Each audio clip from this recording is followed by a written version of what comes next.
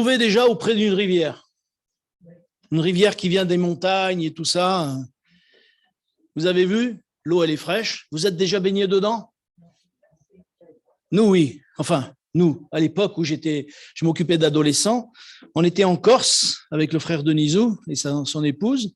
Et on était allé dans un camping où il y avait une belle rivière et l'eau, elle était claire, elle était limpide, elle coulait, elle courait, elle courait. On aurait dit que l'eau était vivante. Elle courait et on a voulu se baigner dedans. Elle était tellement belle, il faisait tellement chaud, on a dit on va se baigner. On a plongé. Ah, ça nous a refroidi. Ça nous a refroidi, je vous dis pas, je sais pas combien elle était l'eau, mais pourtant elle paraissait si belle, si elle donnait envie. Et j'aimerais vous dire que certaines fois, ça devrait être notre vie. Notre vie devrait donner envie. Et ce matin, le thème de ma méditation, c'est « Notre foi est-elle encore vivante ?» Nous avons aujourd'hui plus que jamais besoin d'une foi vivante, d'une foi vraie. La différence entre un torrent, une eau qui coule, et un étang, l'étang déjà, quand vous êtes dedans, si vous plongez, elle est plus chaude, mais elle est bizarre couleur. Elle est une couleur un peu, quand vous le prenez à la main, vous voyez qu'il y a plein de choses qui roulent dedans, là, qui sont dedans. Là. Alors que dans un torrent, ça coule, ça coule. Et si vous prenez une mare, c'est bien pire encore. Parce que dans la mare, il n'y a pas de vie. Et quand vous êtes auprès de la mare, il y a une odeur. Je vous garantis que l'odeur, elle n'est pas bonne. Je ne sais pas si vous êtes retrouvé au bord d'une mare, mais il y a les canards qui rentrent dedans, qui sortent, qui rentrent dedans, qui sortent. Moi, je n'irai pas, mais... Et ça ne donne pas envie, ça. Et si notre foi, on ne veille pas sur notre foi, et on va y venir, eh bien, notre foi ressemblera à une mare plutôt qu'à un torrent. Pourquoi notre foi peut être un torrent? Parce que la source, elle n'est pas de nous, elle est de celui qui est là-haut. Et cette source qu'elle coule en nous, Jésus a dit que cette source, elle jaillira en nous. Vous vous rappelez de ce passage?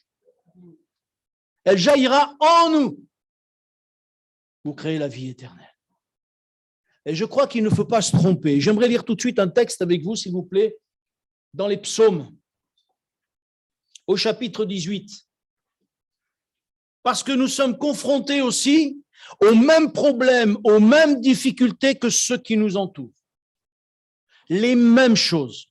Et de la même manière que nous sommes confrontés, nous avons des problèmes, des difficultés, des frustrations. Et nous sommes frustrés des fois. Même les chrétiens sont frustrés. Même les chrétiens sont dans la peine et dans des peines où ils n'arrivent pas à sortir, où ils n'arrivent pas à émerger et ils se laissent justement submerger. Alors que le fleuve est là, à notre portée, alors que le torrent est là qui coule, il est à notre portée, eh bien le problème c'est que nous ne regardons pas au torrent. Nous regardons seulement à ce que, comme les autres, autour de nous. Et j'aimerais ce matin qu'on puisse réaliser certaines choses. Qu'on puisse réaliser 3 choses. Parce que si nous ne prenons pas en compte des choses essentielles dans nos vies, notre foi sera toujours chaotique. Notre foi, un coup sera en haut, un coup on sera en bas, un coup on sera démoralisé. Ça ne veut pas dire qu'on n'aura pas des difficultés. Ça ne veut pas dire qu'on n'aura pas des moments de blues. Ça ne veut pas dire qu'on n'aura pas des moments où ce sera difficile. Parce que Jésus a dit que ce ne serait pas facile. Ce qu'ils lui ont fait à lui, on risque un jour de nous le faire à nous. Je parlais avec un frère cette semaine qui me disait, pour le moment, nous avons la liberté. Mais il m'a dit, pour le moment, et j'ai dit, mon frère, c'est vrai que tu as raison de dire, nous avons la liberté. Je ne veux pas vous effrayer, hein. Je ne veux pas vous effrayer. Et je m'arrêterai là, tiens. J'allais vous dire quelque chose, mais je ne vous le dis pas. Parce que j'ai peur que vous sortiez. Non, on repart, on veut plus entendre. Non. Chapitre 18, s'il vous plaît, du psaume. Psaume 18, il est écrit au verset 26. Psaume 18, verset 26. Il est écrit, avec celui qui est bon, tu te montres bon. Avec l'homme droit, tu agis selon la droiture. Avec celui qui est pur, tu te montres pur. Avec le pervers, tu agis selon sa perversité. Tu sauves le peuple qui s'humilie et tu abaisses les regards hautains. Oui, tu fais briller ma lumière. L'Éternel, mon Dieu, éclaire mes ténèbres. Avec toi, je me précipite sur une troupe en armes. Avec mon Dieu, je franchis une muraille. Les voies de Dieu sont parfaites. Est-ce que vous pouvez dire ça? Attention, écoutez bien ce que vous dites. Les voies de Dieu sont parfaites? Oui, amen. Je suis dans les problèmes jusque-là. Je suis noyé. Et est-ce que je vais prendre ce verset pour dire les voies de Dieu sont parfaites? Et pourtant, les voies de Dieu sont parfaites. Parce que Dieu sait exactement comme il nous conduit. Et certaines fois, nous ne comprenons pas. Mais heureusement que le Seigneur ne nous le dit pas. Parce qu'on serait les premiers à fuir. Mais le Seigneur, s'il nous conduit dans les chemins que nous ne comprenons pas, réalisons que les voies de Dieu sont parfaites. Je continue. La parole de l'Éternel est épée. Il est un bouclier pour tous ceux qui se confient en lui. Car qui est Dieu si ce n'est l'Éternel? Qui est un rocher si ce n'est notre Dieu? C'est Dieu qui me ceint de force et qui me conduit dans la voie droite. Il rend mes pieds semblables à ceux des biches et il me place sur mes lieux élevés. Il exerce mes mains au combat et mes bras tendent l'arc des reins. Tu me donnes le bouclier de ton salut. Ta droite me soutient et je deviens grand par ta bonté. Tu élargis le chemin sous mes pas et mes pieds ne chancellent point. Je poursuis mes ennemis, je les atteins et je ne reviens pas avant de les avoir exterminés, etc., etc. Et je vous invite à lire tout le psaume 18. C'est vraiment un psaume qui nous propulse et qui nous fait voir une chose. La première des choses que j'aimerais nous faire réaliser à chacun d'entre nous, c'est que si nous voulons que notre foi soit vivante, si nous voulons que notre foi soit vraie, si nous voulons que notre foi soit constante en nous, il y a quelque chose que nous devons savoir. Savoir qui est Dieu. Si nous ne savons pas qui est Dieu, c'est un problème. Parce que nous ne tiendrons pas. Les disciples savaient à un moment donné qui était Jésus. Au-delà de leurs problèmes, au-delà de leurs difficultés, ils savaient que Jésus était avec eux. Ils savaient les promesses que Jésus avait faites. Ils savaient le sacrifice qu'il avait accompli. Est-ce que nous avons compris le sacrifice de Jésus? Parce que quelqu'un qui n'a pas compris le sacrifice de Jésus, excusez-moi, mais il va passer à côté toute sa vie de la foi vraie et il va croire qu'il a la foi. Mais comme je l'ai déjà dit, la foi, ce n'est pas croire. Comment ça? On m'a dit que la foi, c'est croire. Mais non. C'est quoi la foi? Ah oui, mais alors moi, ma sœur, je vais t'opposer un autre verset. Eh oui. C'est pour ça que je pousse la chose toujours un peu plus loin. Parce qu'on reste avec nos schémas. Et avec nos schémas, après, quand ils ne se réalisent pas, ces schémas, on dit, mais comment ça se fait? Qu'est-ce qui arrive? Je ne comprends pas. Les disciples d'Emmaüs ont dit quoi? Nous espérions que c'est lui qui viendrait, qui délivrerait Israël. C'est lui qui... Nous espérions. Et quand on prend chapitre 11, il est dit, la foi est une chose qu'on espère. Mais quelle est la volonté de Dieu? Quelle est la volonté de Dieu? La foi, c'est pas seulement croire. La foi, c'est savoir. L'apôtre Paul dit, je sais. Il ne dit pas je crois. Il dit je sais en qui j'ai cru. Job dit ceci, je sais que mon Rédempteur est vivant. Il ne dit pas je crois. Il dit je sais que mon Rédempteur est vivant et qu'il se lèvera le dernier. Ça va plus loin. Il y a des tas de gens qui croient. Fut un temps, les gens croyaient fermes comme durs, et ils avaient une foi, on aurait dit une foi sincère, que la terre était plate. Ils ont même tué pour ça. Dans leur foi sincère que la terre était plate, ils ont tué.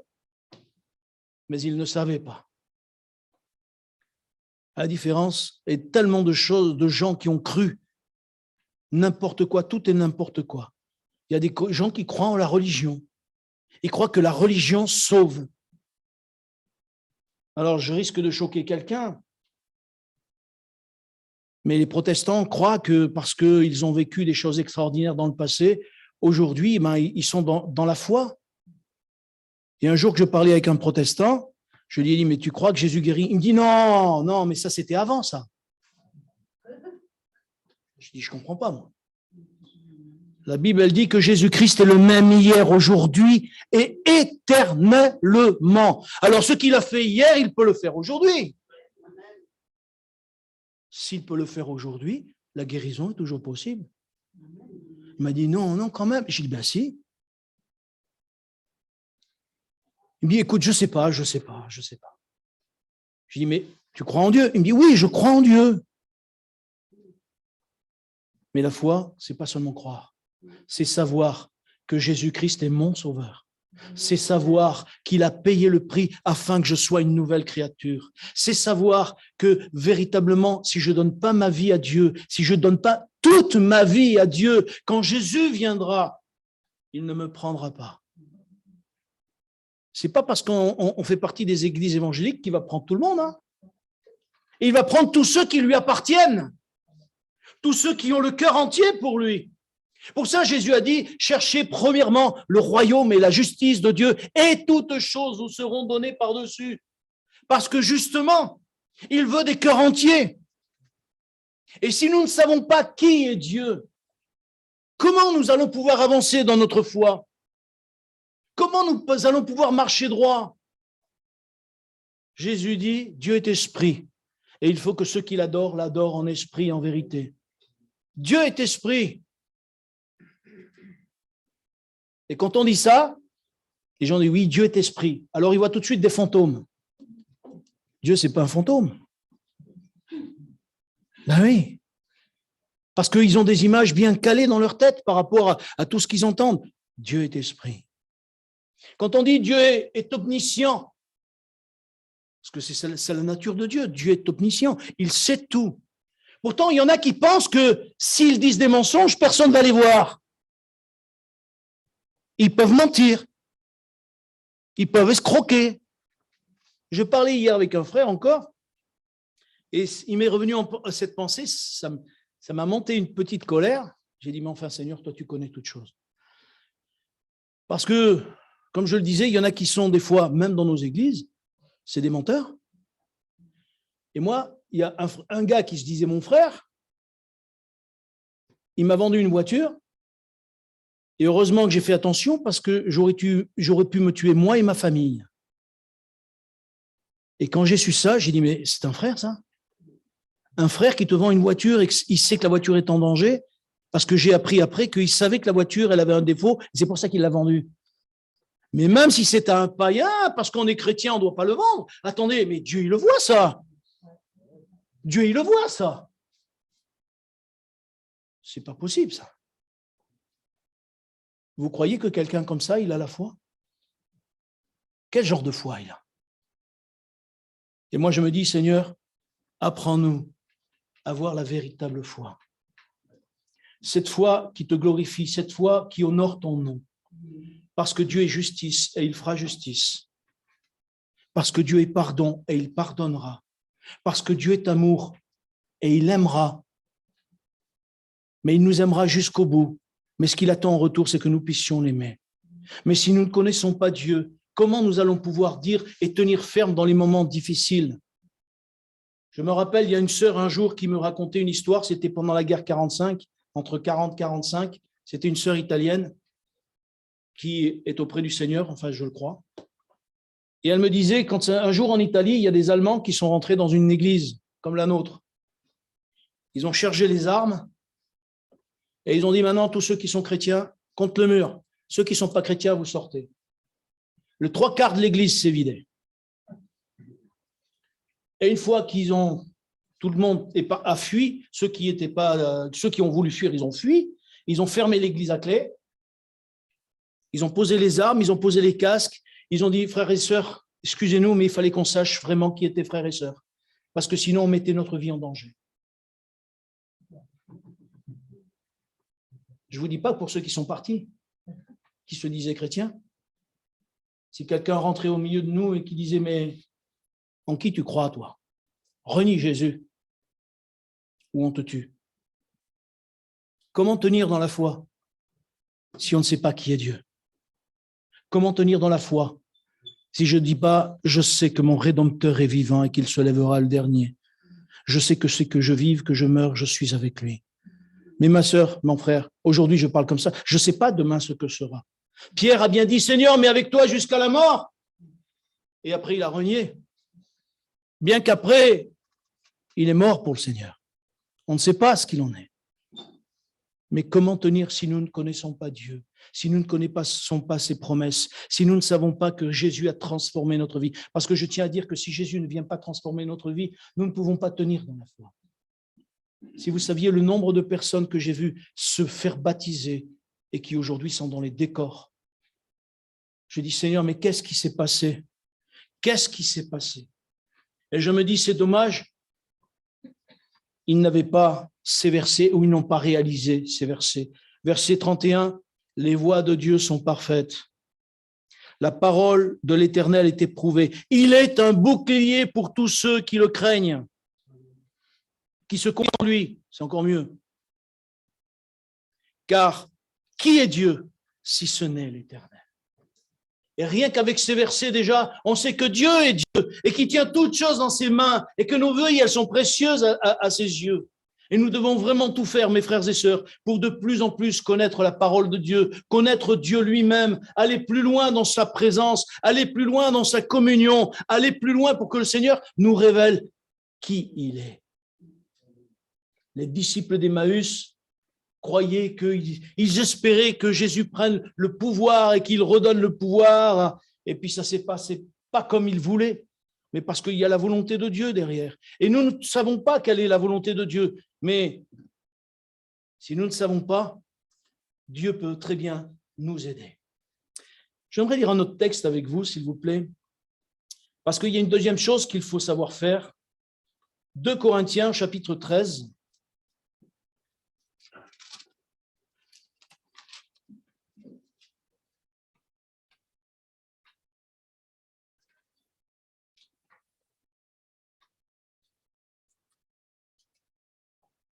Et à partir du verset 1, il est écrit ceci. C'est étonnant, je l'avais déjà lu pourtant, mais je n'avais pas retenu ce passage. Et on dirait que l'apôtre Paul, avec les Corinthiens, il veut les secouer un petit peu, vous savez. Il veut les bouger un petit peu parce qu'il sent que dans leur cœur, il y a quelque chose qui ne va pas, quoi. Dans leur cœur, il y a un relâchement qui se fait. Dans leur cœur, il y a quelque chose qui, petit à petit, ils régressent par rapport à leur engagement avec Dieu. Parce que l'engagement qu'on prend au travers du baptême ne fait pas que parce qu'on est baptisé, ça y est, alléluia, tout va bien jusqu'à la fin et je vais attendre. Non, non, ça ne se passe pas comme ça. L'engagement, il doit être tous les jours, tous les jours, tous les jours. Et l'apôtre Paul dit ceci, verset 1, on va lire dans un premier temps le verset 1 et 2. Il dit, je vais chez vous pour la 3e fois. Toute affaire se réglera sur la déclaration de 2 ou de 3 témoins.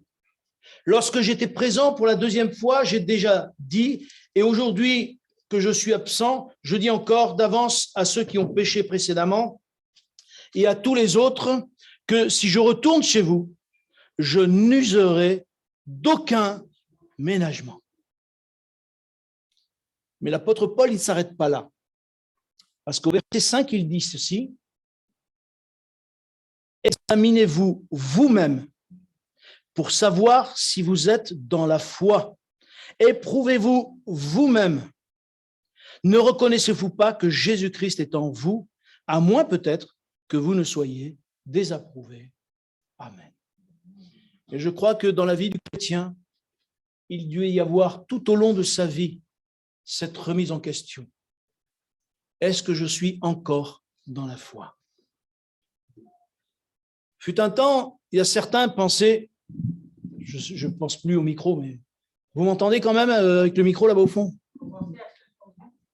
Ouais, c'est pour ça que je te demande s'ils entendent. Bon, je vais prendre le micro, c'est plus simple. Parce que d'un coup, je viens de penser au micro. Fut un temps, certains disaient ou pensaient qu'à partir du moment où on était baptisé, on était sauvé. Eh bien, c'est une erreur. Ce n'est pas parce qu'on est baptisé qu'on est sauvé. On est sauvé si on continue à marcher dans la foi. Et pour continuer à marcher dans la foi, il faut pratiquer ça. Examinez-vous vous-même, parce que ce n'est pas moi, ma sœur, qui peut t'examiner, ce n'est pas ton frère qui peut t'examiner, c'est toi-même que tu dois t'examiner. Ma sœur, mon frère. L'apôtre Paul dit, examinez-vous vous-même pour savoir si vous êtes dans la foi. Éprouvez-vous vous-même. Je crois que c'est une parole qui est forte, parce que vraiment, ça nous remet en question. Remet en question parce que c'est difficile des fois de s'évaluer, de se remettre en question. C'est difficile parce que quelque part, ça va toucher notre orgueil. Quelque part, ça va nous dévoiler ce que nous sommes. Quelque part, il va y avoir cette remise en question qui va dire, mais c'est pas grave. Vous savez, aujourd'hui, des fois, j'entends des choses, ah, c'est pas grave. Si, c'est grave.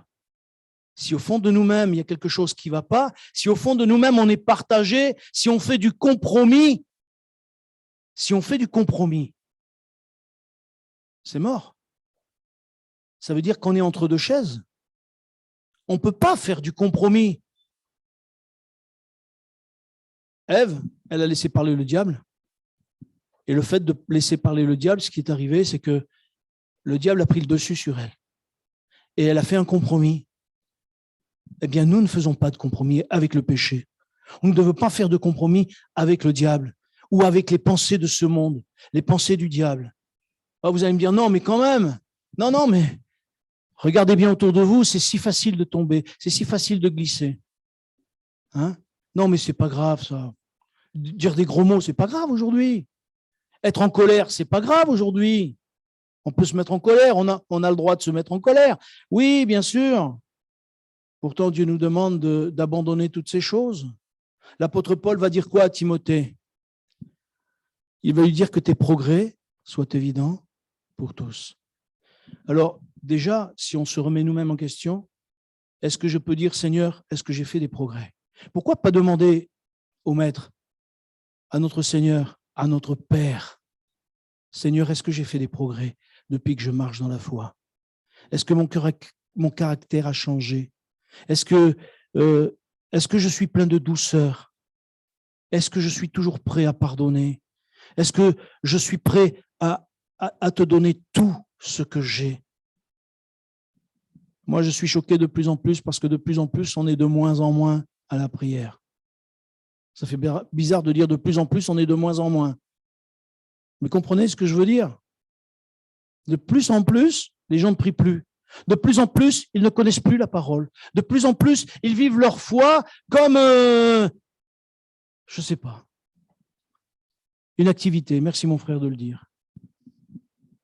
Il y a des années en arrière, quand on est arrivé à Vienne, ça ne se fait plus aujourd'hui, mais il y a un frère qui m'a dit, bon, on est arrivé à Vienne en 82, je crois. Et il y a un frère qui me dit, tu veux ta carte de chrétien?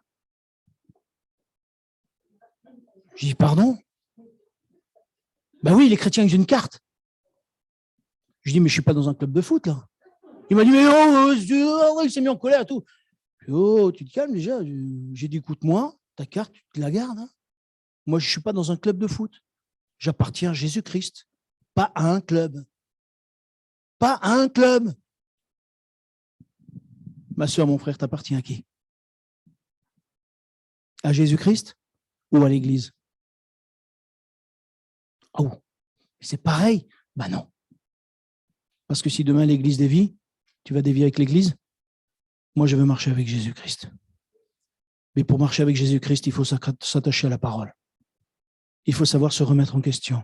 Savoir si je suis toujours le bon cap. Vous savez, les bateaux, vous savez que les bateaux, ils ont régulièrement des, comment on appelle ça, des sextants, je crois. Un truc qui les oriente pour savoir s'ils sont... Parce que allez vous repérer dans la mer, dans l'océan Atlantique. Allez vous repérer pour savoir si vous allez vers les États-Unis ou vous allez pôle Nord ou pôle Sud. Ben, je vous défie de le faire sans une boussole, sans quelque chose. Hein. Ce n'est pas possible. Notre boussole, elle est là. Et si on n'a pas cette boussole-là, mes frères et sœurs, on va directement dans le mur. Et nous avons besoin de nous remettre en question. Et si nous voulons que notre foi soit vivante, si nous voulons que notre foi soit de plus en plus élaborée, si je veux dire, si qu'elle soit vraiment de plus en plus remplie de l'esprit, nous avons vraiment besoin de revenir à la parole, revenir aux choses simples. Nous avons besoin de savoir si notre caractère change, si vraiment nous sommes capables de dire, oui Seigneur, j'ai fait que petits progrès et je veux prier pour progresser encore, pour t'appartenir de plus en plus, pour t'aimer de plus en plus. Alors, les messieurs d'habitude, ils offrent ça, enfin c'est d'habitude des messieurs qui offrent ça, je crois. Ils avaient, vous savez, une petite médaille là, qui dit « Je t'aime moins qu'hier ». Non, plus qu'hier et moins que demain, c'est ça? Moi, je ne sais jamais le sens, hein, mais plus qu'hier et moins que demain. Mais est-ce que c'est pareil pour Jésus? Est-ce qu'on peut avoir les mêmes paroles pour Jésus? Seigneur, je t'aime plus qu'hier et moins que demain. Je t'aime plus qu'hier et moins que demain. Que nous puissions vraiment dire, Seigneur, aide-moi à grandir, à progresser. La troisième chose que j'aimerais vous dire, qu'est-ce qu'une foi vivante? Qu'est-ce qu'une foi vivante? On peut se poser la question. Une foi vivante, c'est une foi qui bouge, mais pas bouger comme les gens pensent, vous savez, on chante, on saute et tout ça. C'est pas mon style, ça. Moi, j'aime bien frapper des mains, oui, j'aime bien chanter, louer Dieu fort, etc. Dans les camps de jeunes, pourquoi pas sauter, danser dans les camps de jeunes, on l'a fait des fois. Oui, parce que c'est des jeunes, c'est autre chose, mais pas dans l'église, c'est autre chose. Mais une foi vivante, pour moi, ça a une valeur beaucoup plus importante. Une foi vivante, c'est ne pas cesser d'apprendre auprès du Seigneur ce qu'il a à nous enseigner. Une foi vivante, c'est une foi qui parle à Dieu. Une foi vivante, c'est une foi qui vraiment s'attache aux choses de Dieu. Une foi vivante, c'est une foi qui justement nous emmène plus loin, à combattre le bon combat de la foi. Le bon combat de la foi ne peut se remporter que dans la prière. Jésus disait, nous, on voudrait qu'il y ait des guérisons, on voudrait qu'il y ait des démons chassés, on voudrait qu'il y ait des malades qui puissent venir par milliers, qu'on puisse dire au nom de Jésus, sois délivré, qu'il soit délivré. Et Jésus va dire, mais ce sorte de démons ne sortent que par le jeûne et la prière.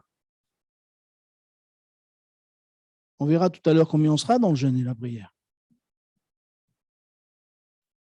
Mais moi, j'ai remarqué souvent que les jeûnes et prières, les gens ont du mal. Parce qu'ils se disent, ah, mais mon estomac, il crie famine. Oui, il criera pendant 2 heures famine, mais après, tu vas te rattraper, donc c'est pas grave. Eh oui, on est capable des fois de se priver de certaines choses dans notre propre vie de tous les jours, mais pour Dieu, on peut pas sacrifier 1 heure ou 2 et se tenir là dans la brèche, à la brèche pour prier, parce qu'il y a des victoires à remporter. Et il y a des victoires qui ne se remportent que dans la prière. Que dans la prière. Nous, on veut remporter des victoires déjà humainement, mais on se rend compte que les victoires humaines, elles vont pas loin. Saül, il a remporté des victoires humaines. Hein. Il les a remportées, les victoires, mais on voit comment il a fini. Tandis que David, il a cherché Dieu pour que Dieu conduise ses pas, pour que Dieu conduise sa vie. Il a cherché Dieu pour que Dieu, à un moment donné, il me vient un souvenir, ceci, c'est que David avait, vous allez sûrement vous en souvenir, il avait combattu les Philistins. Et il va dire à Dieu, Seigneur, comment je les attaque? Dieu dit, tu les attaques comme ça. Et David, il le fait et il gagne. Et une deuxième fois, les Philistins reviennent. Et David, il a été sage parce qu'il n'a pas dit, Dieu m'avait dit la première fois, j'y vais, la même chose. Il a dit non. Il dit, Seigneur, comment je fais? Et Dieu va lui dire, cette fois, tu ne vas pas faire de la même manière. Tu vas faire d'une autre manière, tu vas passer derrière. Et j'aime bien ce petit mot où Dieu dit, quand tu entendras mon pas dans les mûriers, ça veut dire que je te les livre. Ça veut dire que Dieu, à un moment donné, a marché pour lui. Et quand Dieu marche devant nous, mes frères et sœurs, on gagne. Et non seulement on gagne, mais on voit les victoires venir, les âmes sauvées. On peut vouloir les âmes sauvées, mais si nous, on n'est pas réparés, si notre foi n'est pas vivante, les âmes ne viendront pas. Les maris ne se convertiront pas. Les épouses ne se convertiront pas. Pourquoi ? Parce que Dieu veut se servir de nous pour qu'on soit des lumières de ce monde. Mais si nous voulons être des lumières dans ce monde, il nous faut une foi vivante, une foi vraie, une foi qui donne envie. Je parlais tout à l'heure de ce ruisseau qu'on voit. Et dans ces ruisseaux-là, l'eau, elle est tellement claire qu'on a envie de se jeter dedans, même si après, ça nous refroidit un peu. Mais c'est un ruisseau qui vient des montagnes. Mais je tiens à vous dire une chose, c'est que le Seigneur veut qu'on soit de vrais disciples. Un disciple, il témoigne. Jésus a dit, faites de toutes les nations des disciples. Il n'a pas dit des adhérents. Il a dit des disciples. Il n'a pas dit, faites que l'Église elle soit grande, que... Non, il a dit, faites de toutes les nations des disciples. Un disciple, il s'attache à son maître. Un disciple, il aime son maître. Un disciple, il fait ce que son maître lui dit. Un disciple, il est soumis à son maître. Un disciple, il est à l'écoute de son maître. Et bien plus encore, j'arrêterai là, parce que d'un coup, je pense au cours de disciples, donc je vais arrêter. Sinon, je vais trop me dire. Quand Jésus dit « Cherchez premièrement le royaume et la justice de Dieu », ça veut dire quelque chose. Et si nous voulons que notre foi soit vivante, mes frères et sœurs, nous devons faire pour que nos actes et nos positions soient selon Dieu. Vous vous rappelez du sacrificateur Élie? Vous savez qui est le sacrificateur Élie? C'est ce sacrificateur qui était assis et qui a vu la mère de Samuel venir au temple. Et quand elle est venue, il a dit « Va cuver ton vin ailleurs ». Il n'a même pas vu que cette femme était dans la souffrance. Par contre, il avait des actes par rapport à ses fils qu'il n'aurait jamais dû avoir. Il pardonnait les actes de péché de ses fils. Et il disait à ses fils, c'est pas bien, mes fils. C'est ce que je vous disais tout à l'heure. C'est pas bien de faire ça. Alors qu'il aurait dû dire, puisque vous agissez mal envers Dieu, dehors. Mais il a dit, c'est pas bien, mes fils. Et à un moment donné, il a tellement dit, c'est pas bien, mes fils, que Dieu a dit, stop, j'arrête avec lui. Je me sers plus de lui. Et qu'est-ce que Dieu a été chercher? Un enfant de 12 ans pour pouvoir lui parler et lui dire, Samuel, Samuel. Et Élie, ça a été terminé. Il n'a plus jamais entendu la voix de Dieu. Sa foi était morte. Il n'avait plus une foi vivante, il avait une foi morte. Et je crois que nous devons veiller et nous remettre en question et connaître Dieu pour que notre foi ne meure pas. Parce que une chose qui est sûre, comme je l'ai dit tout à l'heure dans ma prière, les seuls qui peuvent couper la bénédiction, c'est qui? Dis-le bien fort, mon frère. C'est moi. C'est pas nous, c'est moi, c'est toi. Si nous, on ne fait pas ce qu'il faut, la bénédiction se coupera comme elle s'est coupée avec Élie. Et Dieu passera par quelqu'un d'autre. Parce que Dieu n'est pas arrêté par ça. Mais moi, je ne veux pas que Dieu passe par quelqu'un d'autre, je m'excuse. Mais moi, je voudrais que Dieu passe par moi. Ma sœur, mon frère, veux-tu que Dieu passe par toi? Veux-tu que le Saint-Esprit descende sur toi et que le fleuve d'eau vive que le Saint-Esprit veut faire descendre sur toi, il descende, te change, te transforme, t'emmène plus loin et fasse de toi vraiment une femme, un homme avec une foi vivante, une foi vraie, une foi que lorsque tu pries, Dieu entend et Dieu agit. Moi, j'ai envie de ça pour moi, mais j'ai envie de ça pour nous, l'Église, et pour chacun d'entre nous. Mais encore une fois, ça dépend de chacun d'entre nous, de vouloir s'investir, de vouloir se donner, de vouloir dire, Seigneur, me voici. Je sais que des fois, avec les années, vous voyez, je vais vite arrêter parce que je vois qu'il est moins le quart, mais je sais qu'avec les années, des fois, on a tendance à se refroidir. Parce que même dans l'Église, on peut être déçu. Mais parce que l'Église, elle n'est pas parfaite. Vous avez déjà vu l'Église parfaite, vous? Non. Mais aux yeux de Dieu, elle est parfaite. Parce que Jésus-Christ a payé le prix. Et j'aimerais vous dire, même si l'Église n'est pas parfaite, comme je le disais tout à l'heure, Dieu se sert de l'Église pour que nous puissions, on en parlait une fois avec Jean-Pierre, qu'est-ce qui se passe quand on veut aiguiser 2 couteaux? Qu'on n'a pas de pierre pour aiguiser. On prend les couteaux et on les frotte. Vous vous rappelez de ça? Et qu'est-ce qui se passe à la fin? Les couteaux, ils ont un filet et ça coupe super bien. Eh bien, peut-être que certaines fois, dans l'Église, on s'affûte les uns les autres. Mais, si on reste fidèle, si on reste plein d'amour envers Dieu et envers nos frères, si on pratique ce que la parole de Dieu nous dit, notre foi sera affûtée. Et non seulement notre foi sera affûtée, mais lorsque nous parlerons, nous aurons une parole de foi qui atteindra le but, qui atteindra le cœur de Dieu, parce que Dieu répond à la foi. Et la foi, ce n'est pas un mot comme ça, c'est un mot qui, devant Dieu, a un sens. Ma sœur, mon frère, ce matin, je ne veux pas te mettre un fardeau sur le cœur, ou du moins pas comme tu le penses, mais pourtant je voudrais te mettre ce fardeau. Reviens au Seigneur. Vois si ta foi est toujours vivante et demande au Seigneur qu'il fasse de toi une femme, un frère, une sœur avec une foi vivante. Nous bénissons ton nom, Seigneur, parce que ta parole nous appelle à mieux te connaître. Ta parole nous appelle, Seigneur, à avoir vraiment confiance en toi. Et il a fallu beaucoup de tribulations à David, beaucoup de tribulations à tous ceux qui t'ont suivi, qui ont des fois souffert, mais pourtant tu as fait d'eux des instruments entre tes mains pour qu'ils glorifient ton nom et qu'ils te servent. Seigneur, je te prie pour ton Église, te demandant ta bénédiction, te demandant ta vie pour elle. Je te prie vraiment de visiter, afin que si quelqu'un était découragé dans la foi, il puisse reprendre courage. Si quelqu'un n'avait pas fait ce pas pour aller plus loin avec toi, que tu puisses le visiter. Seigneur, s'il te plaît, merci encore pour ta bonté, pour ta fidélité.